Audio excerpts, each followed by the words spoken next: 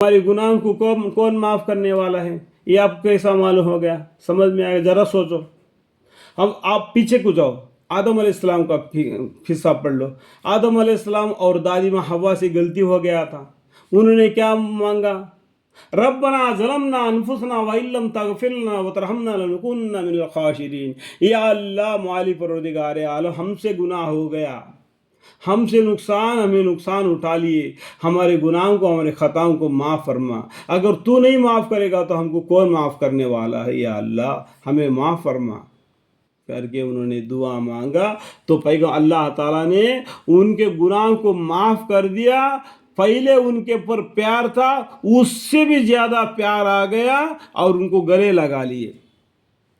दो आदमी गलती करता है, अल्लाह से माफ़ी मांगता है, अल्लाह ताला इतना खुशी होते, देखो मेरा बंदा मुझे पहचान लिया, मैं उसका गुनाह को माफ़ करने वाला करके मुझे जान लिया। आए फरिश्तों देखो, आप आदम अलैहिस्सलाम को पैदा फरमाते वक्त तो आपने इनकार किया था, लेकिन ये मेरा बंदा मैंने पैदा किया हाथ से, उसके बाद में नुत्फे से, और दुनिया में भेज दिया।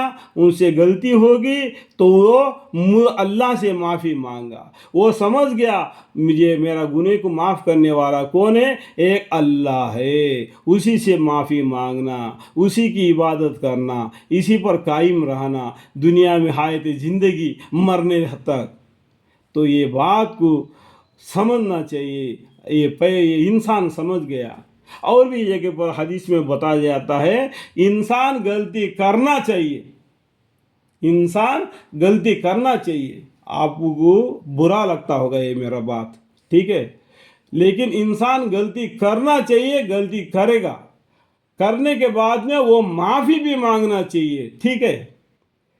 इंसान गलती करना चाहिए, गलती करने के बाद में अल्लाह से माफ़ी मांगना चाहिए। अल्लाह ताला उससे खुशी हो जाते हैं। देखो मेरा बंदा गलती किया लेकिन मुझसे माफ़ी मांगा, वो जाना कि मैं माफ़ करने वाला हूँ, तो अल्लाह ताला फ़ख्र करते हैं, उसके गुनाह को माफ़ करते हैं और उसे और भी नीचे गले लगा लेते हैं, क्योंकि वो माफ़ी मांगने के वजह से। माफ़ी मांगने से कितना फ़ायदा है मालूम है? माफ़ी मांगने से तुम्हारा रिज़्क बढ़ता है, तुम्हारी उम्र बढ़ता है, तुम्हारे ज़मीन पर मूसलाधार बारिश आ जाता है, तुम्हारा ज़मीन अच्छा टिकता है, तुम्हारे बीवी बच्चे औलाद बहुत हो जाते हैं, तुम्हारा रिश्ता खानदान बढ़ जाता है, और भी बहुत सी बातें हैं। माफ़ी मांगने से इतना स्वाब है। जिस तरीके से हम नमाज पढ़ने के बाद में सुबहान अल्लाह, अल्हम्दुलिल्लाह, अल्लाह अकबर, इस तरीके से जिक्र करते हैं ना, अल्लाहुम्मा अग़फ़िरली, अल्लाहुम्मा अग़फ़िरली, इस तरीके से माफ़ी मांगोगे तो बहुत सवाब है। इसलिए मेरे इल्म के हिसाब से मैं कहता हूँ, अल्लाह से माफ़ी मांगने से बढ़कर दुआ है ही नहीं, और मोमिन के लिए अलहम्दु शरीफ से बढ़कर कोई दुआ है ही नहीं।